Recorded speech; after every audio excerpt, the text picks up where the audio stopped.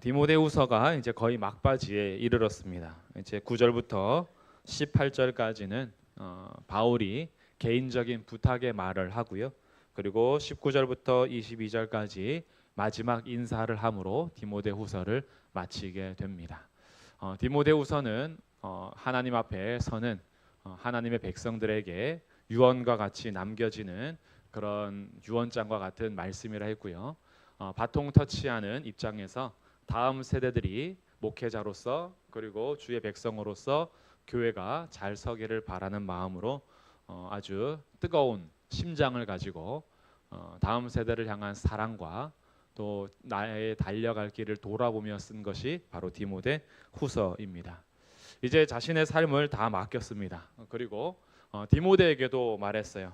세상은 점점 마지막 때가 되면 하나님의 일꾼들을 찾기 힘들 것이고 자기가 원하는 대로 살고자 하는 그런 세상이 올 것이지만 디모데 너는 복음과 함께 고난을 받아라.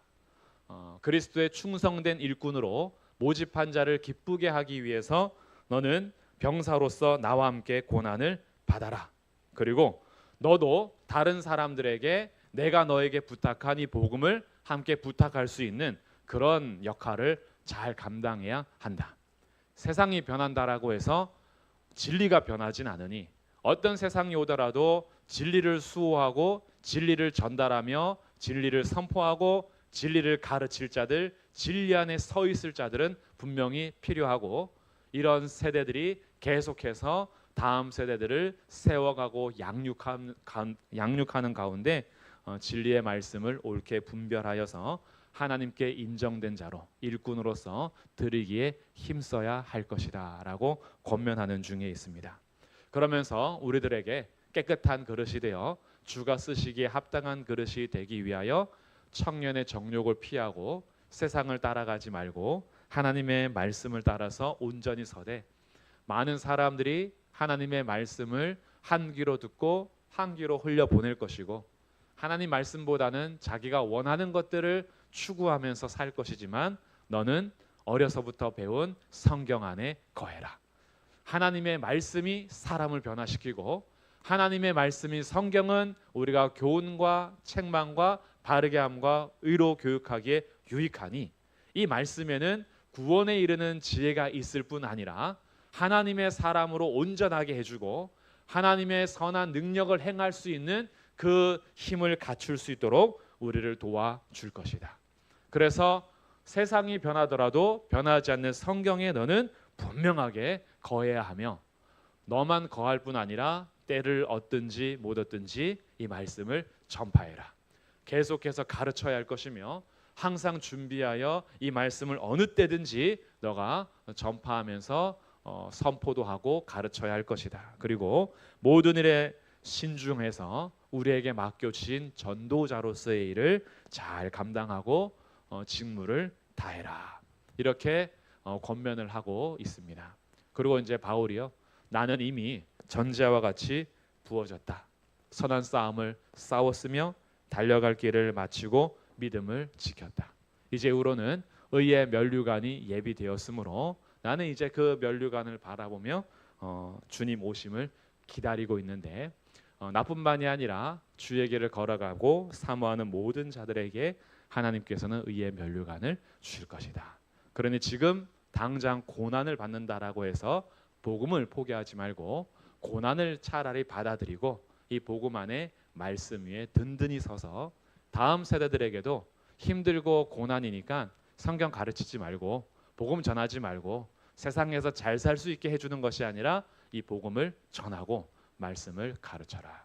이것이 교회가 21세기가 지나고 22세기가 오더라도 23세기가 오고 30세기가 오더라도 세상이 1000년, 2000년, 3000년, 5000년이 지나더라도 결코 변하지 않는 진리의 말씀을 같이 가르치고 전달하며 선포하는 그런 공동체로서 교회가 가야 할 길을 잘 가르쳐주고 있습니다.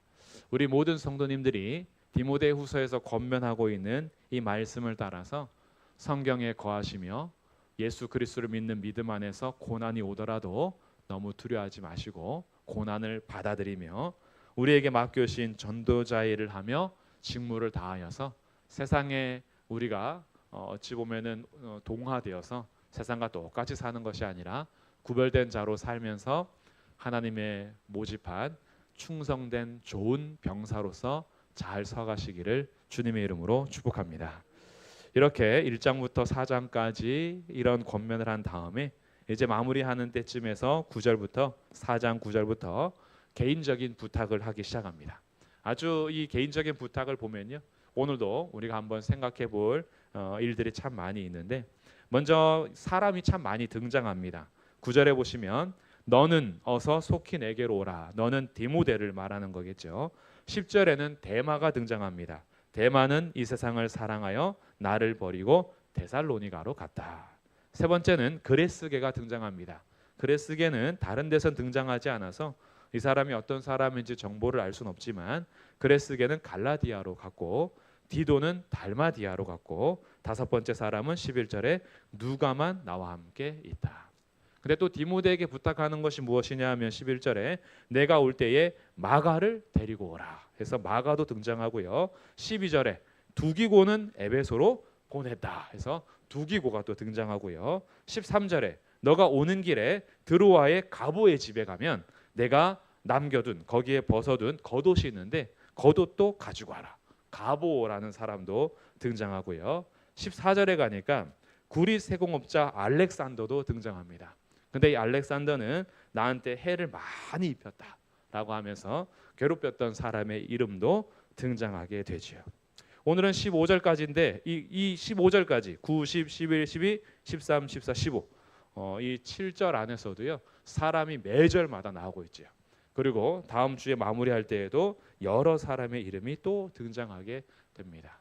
이걸 보면요, 바울이 하나님의 부름을 받아 가는 모든 인생 속에서 절대 혼자서 일을 행하지 않았다라는 것을 알게 되죠. 주의 일은요 결코 혼자 하는 일이 아닙니다. 주님은 주의 일을 함께하게 하셨습니다. 그 지체됨이 바로 교회들이고 믿음의 형제 자매들이 협력하여 주의 일을 감당하게 하므로 모든 성도들의 목표가 다 하나의 목표, 하나님의 영광을 위해서 서로 협력하며 사랑하며 친절을 베풀고 서로 도와주면서 서로 기도하고 또 필요한 것들을 나누는 그런 공동체가 바로 믿음의 공동체인 교회였던 거죠. 바울이라고 해서 자신의 혼자만의 능력으로 복음을 전파하러 다니지 않았다는 것이고요.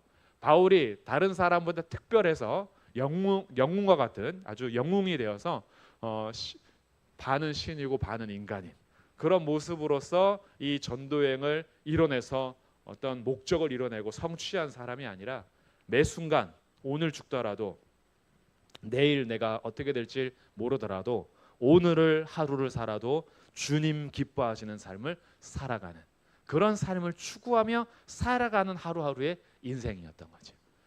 그러니까 내 가는 길이 나의 내일이 보장되지 않더라도 그는 오늘이 마지막인 것처럼 살아갈 수 있었어요. 이런 인생이 얼마나 멋집니까? 오늘 하루 내 인생을 마무리하더라도 내 오늘 하루까지 최선을 다해서 주님을 기쁘시게 하는 자로 살아갈 때요, 내일이 보장되지 않아도 그 오늘을 살 수 있어요. 기쁨으로 걸어갈 수 있는 거죠.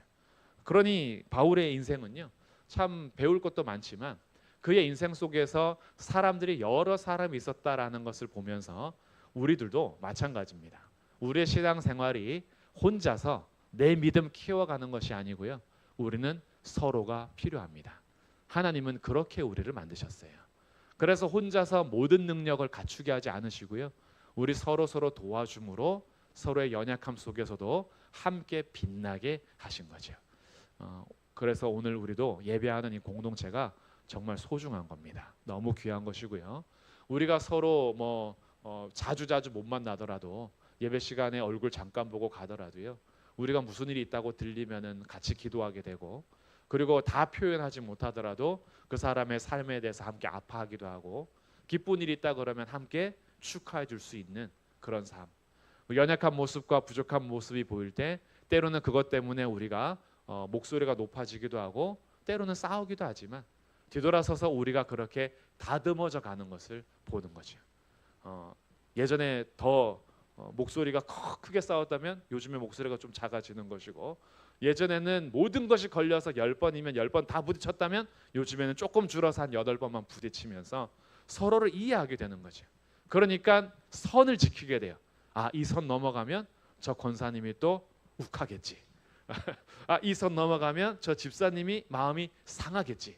여기까지 가면 더 이상 내가 더 나가면 우리 저 청년들이 상처받겠지. 이런 마음들을 갖게 되는 거죠. 그러니까 함께 어우러져 가면서요, 우리들이 서로 성화되어 가는 것을 봅니다. 그래서 하나님은요, 우리를 그냥 산속 깊은 곳에 혼자서 명상함으로 신앙생활하게 하지 않으셨어요. 하늘과 땅 중간쯤에 우리를 세워두고 각자 구름 타고 다니면서 혼자서 신선 노릇하라고 우리를 부른 게 아닌 거죠. 주님은요, 세상 속에서 여전히 추한 우리의 모습들이 다 드러나는 교회 공동체 안에서 서로가 도와주며 함께 지어져 가게 하셨습니다. 그 공동체로 부름받은 성도들이 바로 우리 신성교회 가족들입니다. 그래서 오늘도 이 바울의 모습 보면서 오늘 한번 어떤 사람을 통해서는 본받을 게 있고요, 어떤 사람 통해서는 난 저러면 안 되겠다라고 또 본받을 게 있어요. 그 사람들을 한번 보도록 하겠습니다. 먼저 디모데는 좀 이따 보고요, 10절에 나오는 데마부터 보겠습니다. 데마라는 이름은 좀 불명의 이름이 되어버렸어요. 존 버년의 철로 역정에 보면 데마의 길이라고 했어요. 데마의 유혹은 어떤 유혹이냐 하면 천성의 길을 걸어가는 사람들을 못 가게 유혹하는 사람이 데마의 유혹입니다. 아주 불명예스러운 이름으로 등장하는데 왜 그를 불명예스럽게 했냐 하면 10절에 보니까 데마는 이 세상을 사랑하여 나를 버리고 데살로니가로 갔다. 데마가 처음부터 이런 사람은 아니었어요. 데마는 칭찬받는 사람이기도 했고요, 바울에게 소중한 동력자였습니다. 그런데 바울의 말년쯤 됐을 때 고난은 점점 더 심해져 가고 바울이 이제 죽음을 앞두고 있고요, 그리스도인들의 내일에 대해서 사실은 보장이 안 돼요. 근데 여러 가지 이 그리스도인들은 고난 가운데 있지만 데마가 어떤 이유로 갔는지는 정확히는 알 수 없어도 바울이 표현하는 바에 의하면 이 세상을 사랑하여 나를 버렸다, 이렇게 표현을 해요. 바울과 함께 동행하는 길 속에서 미끄러진 거죠. 실족하거나 아니면 돌아선 거예요. 아주 예수님을 떠났다라고까지 모르겠어요.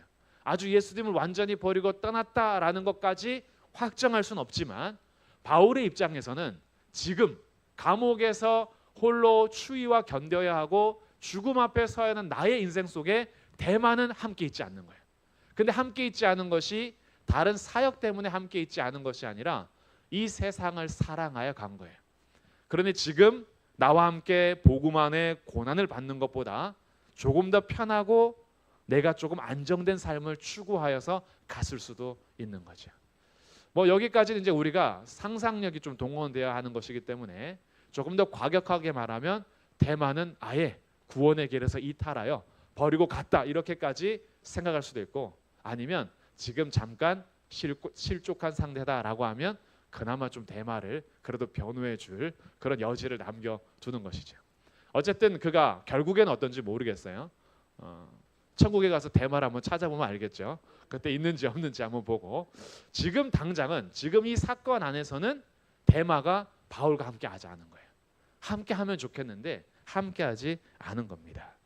이 세상이 더 소중히 여겨졌어요. 그래서 버리고 갔답니다.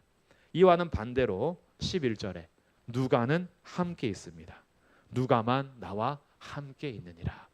누가는 아무래도 개인적인 주치의 역할도 하고 있고요, 또한 바울의 일생과 복음의 이 기록들을, 역사의 기록들을 또 남기기도 합니다. 함께 복음을 전하는 자로도 서지만 그 누가가 지금 로마 감옥 깊은 곳에도 함께하면서 이렇게 왔다 갔다 그를 도와주고 있습니다.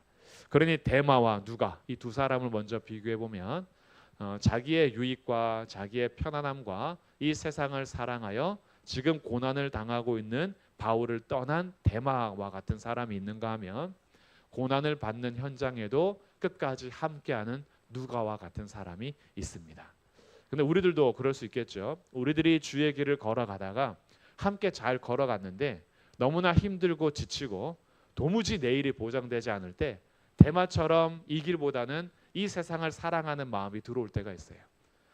그 여러 가지 이유가 있겠죠. 주의 일을 하다가 지쳤을 수도 있고, 아니면 주의 일보다 세상의 일이 훨씬 더 아름답게 보였을 수도 있고요. 우리들도 언제든지 대마처럼 실족하며 미끄러지고 그리고 다른 길로 셀 수 있는 여지들이 충분히 많습니다. 이런 우리의 마음을 성경을 읽으면서 대마는 이 세상을 사랑하여 나를 버리고 데살로니가로 갔다라고 했을 때 내 마음은 혹시 요즘에 대마와 같지는 않았는가? 그러면 이 대마를 빨리 이제 벗겨내야 하는 거죠. 세상이 뭐라고? 내가 주의 일을 하다가 세상이 뭐라고? 내가 이 세상을 더 사랑해서 떠났단 말인가? 이 바울을 떠났다라는 것은 단지 개인적인 친분을 끊었다라는 의미보다는 바울을 버렸다는 것은 복음과 교회를 버렸다는 의미가 좀 강합니다. 함께 걸어가야 될 군사로서의 길, 함께 걸어가야 하는 복음의 길을 그가 버리고 갔다라는 의미가 있는 거죠. 그래서 나도 돌아보는 거예요. 내가 요즘에 혹시 식지는 않았는가?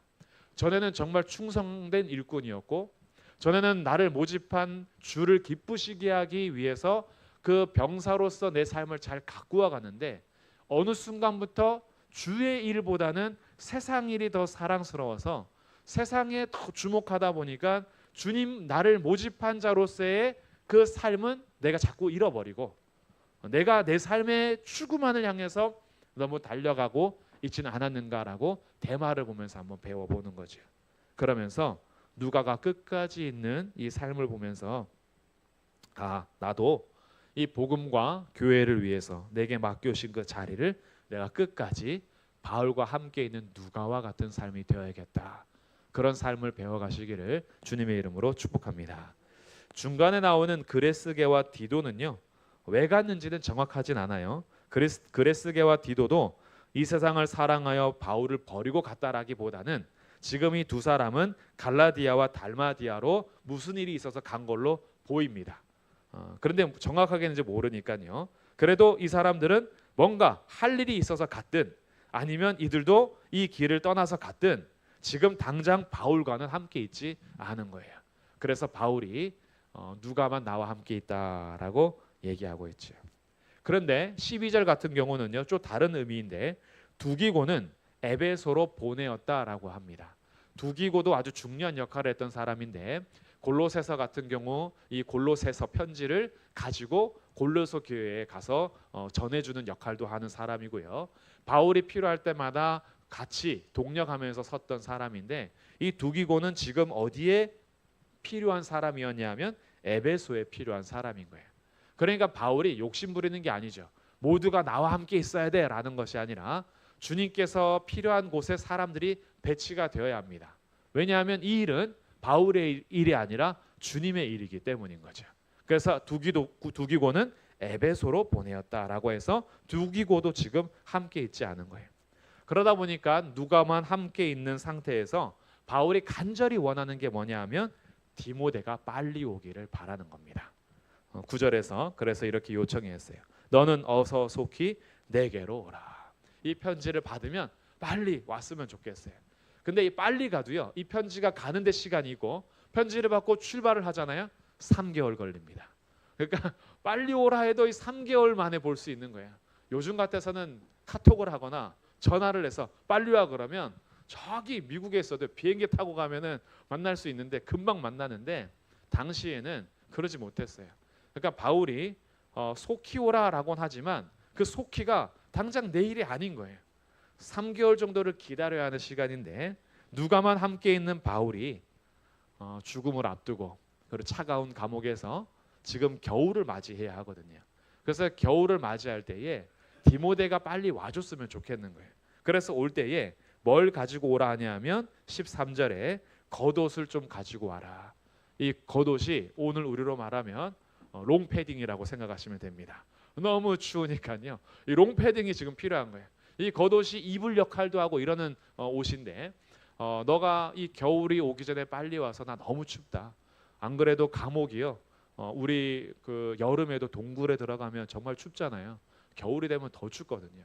그러니까 이 로마 감옥의 안쪽은요 정말 아주 냉기가 서려 있어요. 그래서 바울이 너무 춥습니다. 사실 이런 모습 보면 참 인간적이죠.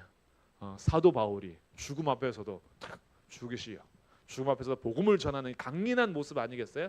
근데 너무 인간적인 모습. 나 너무 추워. 옷 좀 갖다 줘. 나 롱패딩 필요해. 빨리 좀 갖다 줘. 라고 하는 모습이 정말 우리와 똑같은 인간인 거예요. 똑같이 추위를 타고 똑같이 죽기 전까지 그가 하고자 했던 건 뭐냐 하면 13절에 또 보면 특별히 가죽 종이에 쓴 것을 가져오라 라고 끝까지 책을 옆에 두길 원하고 그리고 책을 쓰길 원하는 그런 바울의 굉장히 참 인간적인 모습을 좀 보게 됩니다.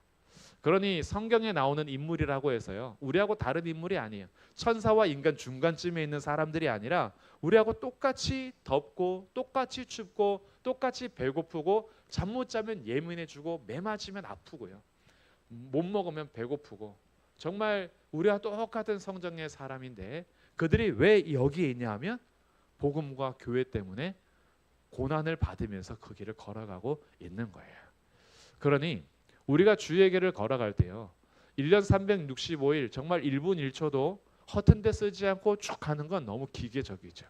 그렇게 사는 것이 얼마나 우리의 목표긴 하지만 정말 1분 1초도 허튼 짓 않고 정말 잘 살았으면 좋겠다라는 바람은 있지만 사실 그러지 못하죠. 1년 중에서 손꼽는 몇 번들이 있어요. 정말 이 장면은 내가 너무 잘했다, 주님 앞에 내가 너무 잘했다라고 나도 참 감사할 수 있는 사건들이 있을 수 있겠죠. 그리고 나머지는 우리의 일상생활 속에서 여러 가지 우리의 모습을 가지고 삽니다. 배도 고프고 예민해지고 성질도 났다가 다시 후회하기도 하고 우리의 모습이 여러 반복이 돼요. 희로애락이 있습니다. 우리가 다 감정도 있고요, 우리의 마음 안에서 우리의 환경에 따라서 너무나 우리 이렇게 전 뒤집듯이요, 우리의 감정이 금방 뒤집어질 때도 있고요, 우리의 상황이 또 금방 바뀔 때도 있고요, 또 너무 안 뒤집어져 가지고 다 타버릴 때도 있고요. 속이 막 다 타버리는 거죠. 우리가 다 그런 사람들이에요. 근데 그런 사람들이 오늘도 함께 걸어가는 것은 무엇이냐 하면 우리가 무엇을 위해서 사는지 오늘 디모데 후서를 통해서 바통 터치를 하는 거예요. 우리가 어디 서 있어야 하는지를 가르쳐 주는 거죠. 그래서 우리를 로봇으로 만들어 두고 기계적으로 신앙생활을 하게 하신 것이 아니라 여전히 고단한 인생길 걸어가는 중에서도요, 후회와 염려가 나를 늘 덮어서 때로는 짓눌리기도 하지만 다시 정신 차리고 예배 가운데 나와보니 주님이 계시다라는 걸 다시 생각하고, 아, 내가 왜 속고 살았지? 왜 내가 거기에 푹 빠져가지고 주님을 잊어버렸지? 다시 정신 차리고 또 걸어가는 거예요. 그러면서 우리의 삶을 걸어가다 보니 오늘도 우리가 주위의 사람들이 얼마나 소중하고 이 길을 같이 걸어가는 동력자들이 얼마나 귀한가라는 것을 알게 되지요. 그래서 바울도요, 마가에 대해서 이렇게 표현합니다. 11절에 내가 올 때에 마가를 데리고 와라. 이 디모데가 빨리 오길 바라면서 겉옷도 가지고 오고 책도 가져오길 바랬지만 사람도 한 명 데리고 오래요. 마가를 데리고 오랍니다. 그가 나의 일에 유익하니라. 마가는 마가복음을 쓴 마가고요, 2차 전도 여행 때 데려가냐 마냐에 따라서 싸워서 헤어졌던 인물 있죠. 바울하고 바나바하고 마가를 데리고 갈까 말까로 싸웠던 그 주인공이 여기 나오는 마가입니다. 근데 바울이 2차 전도여행 갈 때까지만 해도 마가를 데려가자 그랬어요? 안 된다 했어요? 안 된다 했어요. 마가 절대 안 데려간다. 마가를 데려갈 바에야 바나바 너 저쪽으로 가고 나는 딴 길로 갈게 라고 했던 사람이 마가예요. 근데 이제 우리 바울 사도도 죽음을 앞두고 그 시간이 쭉 지났죠. 그때보다 시간이 지나면서 마가도 성숙하게 됐고 바울도 성숙하게 됐어요.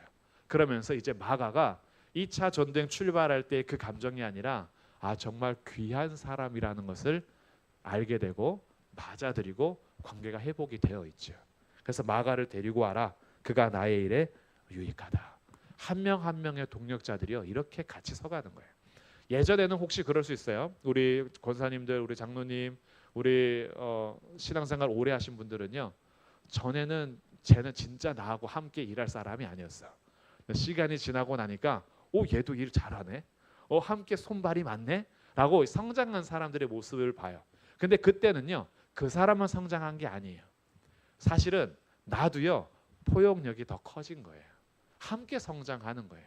신기한 거죠. 그래서 교회가 정말 아름다운 모습은요, 예전에 내가 가르쳤던 아이들이 함께 교사 생활하고 있을 때, 내가 함께 정말 쟤네들 그 때문에 내가 기도 많이 하고 정말 교회에 붙어 있게 하려고 애쓰고 했는데 어느 순간에 함께 교회에서 섬기고 있을 때 처음 왔을 때 새신자 봤을 때 막 위태위태했는데 나중에 함께 교회에서 밥도 같이 하고 청소도 같이 하고 뭐 이렇게 찬양자면은 같이 찬양도 하고 서로 봉사의 자리에서 직무를 감당할 때요, 우리 서로 성숙해 가는 거죠.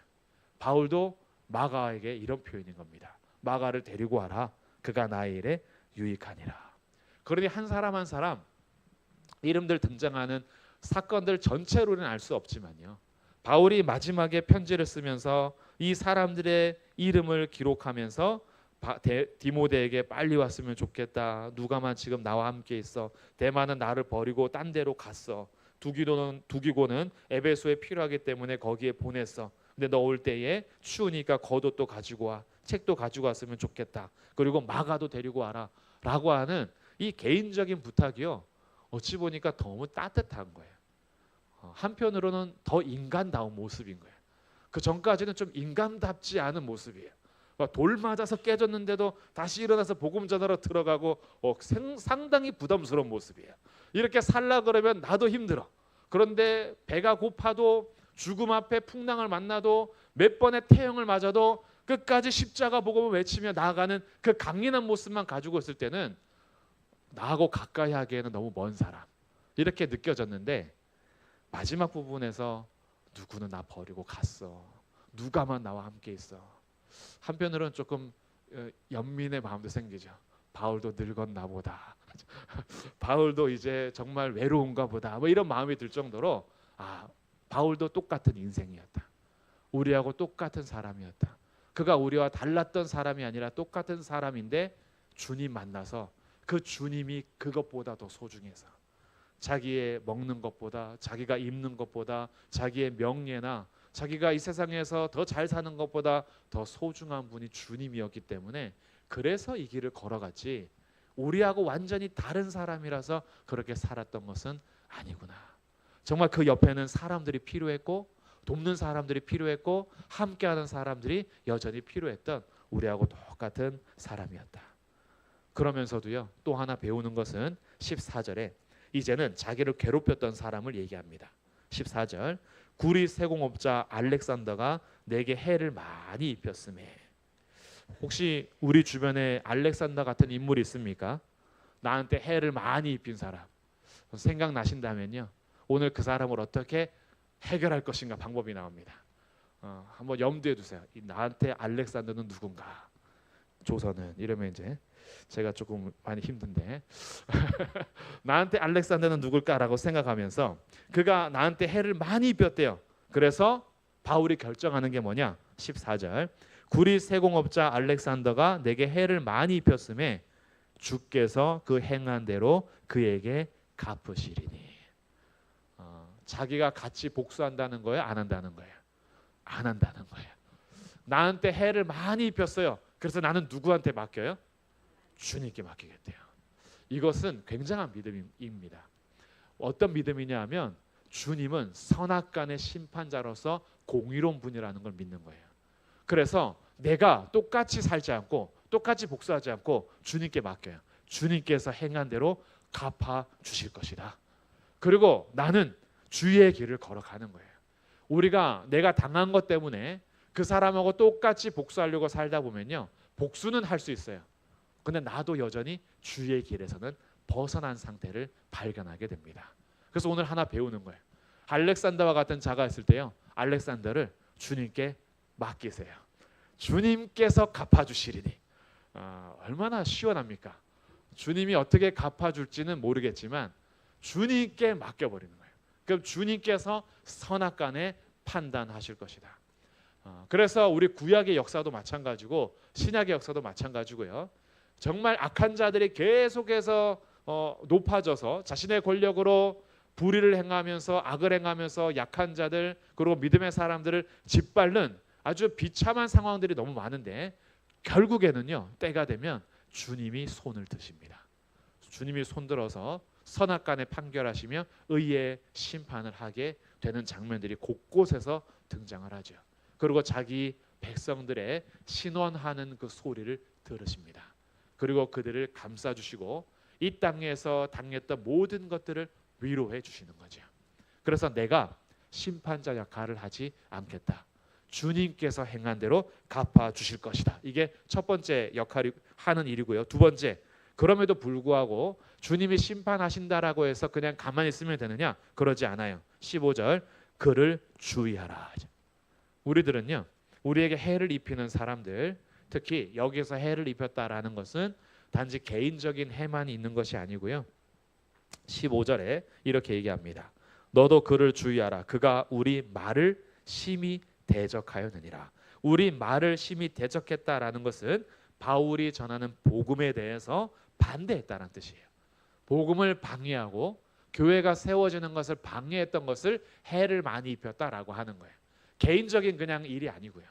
교회와 복음을 전하는 일에 상당한 해를 끼친 자 하나님께서 행한 대로 갚아주실 것이니 그것은 주님께 맡기고, 그러나 이 땅을 사는 동안에 복음을 반대하는 자들은 어떻게 해야 되냐 하면 주의해라. 주의해라.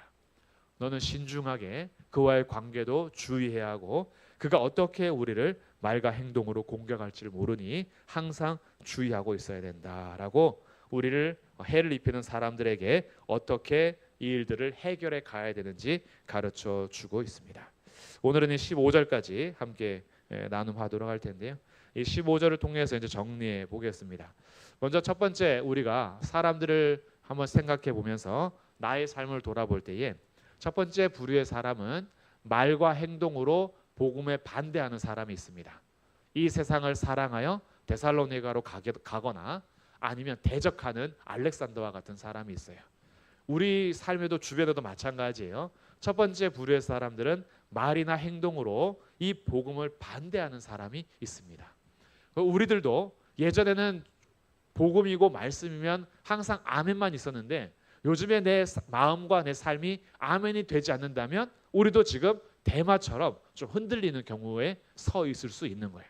그랬을 때 나를 돌아보는 거죠. 나는 말과 행동으로 복음에 반대하고 있지는 않은가라고 한번 생각해 보시고, 두 번째 사람들은요, 누가 같은 사람, 두기고 같은 사람, 디모데 같은 사람, 이런 사람은 말과 행동으로 복음에 동참하는 사람들이 있습니다. 저는 우리 모든 성도님들이 이 부류에 속하기를 축복합니다. 말로도 동참하고 행동으로도 동참하는 것. 그래서 필요하면은 에베소에도 보낼 수 있고, 필요하면은 여기 좀 와줘라고 요청할 수 있고, 나 힘들어 겉옷 좀 갖다 줘, 책도 좀 갖다 줘라고 서로 이야기할 수 있고, 복음으로 함께 말로서 행동으로 동참하는 사람, 이런 사람이 오늘 우리가 되면 좋겠죠. 그러면서도요, 우리가 다른 곳에 있지만 함께하기를 간절히 원하는 사람이 있는가 하면 다른 곳에 또 보내야 되는 사람도 있어요. 우리는 서로의 상황을 항상 나 중심적으로 생각하지 않아야 하는 거죠. 항상 내 눈앞에만 있어야 되는 건 아니에요.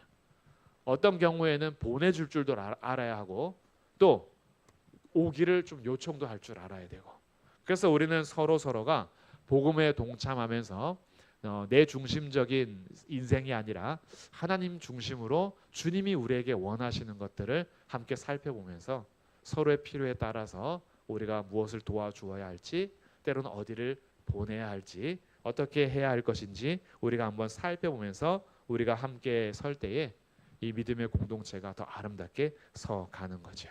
그래서 이들의 삶의 중심을 보면 결국 복음과 교회를 위하여 기준이 분명하게 서 있다. 바울도 자기의 중심이 복음과 교회를 위함이었고, 디모데도 복음과 교회를 위함이었고, 누가도 복음과 교회를 위함이었고, 두기고도 마찬가지고요. 이들의 삶의 공통점은 그 중심이 복음과 교회였습니다. 그래서 그렇게 함께 목숨 걸고 서로를 위해서 동력할 수 있었던 거죠. 그리고 복음과 교회를 위하는 삶이라는 것은 자기 인생의 주인이 내가 아님을 알고 주인 행세하지 않고 주님께 순종하며 사는 겁니다.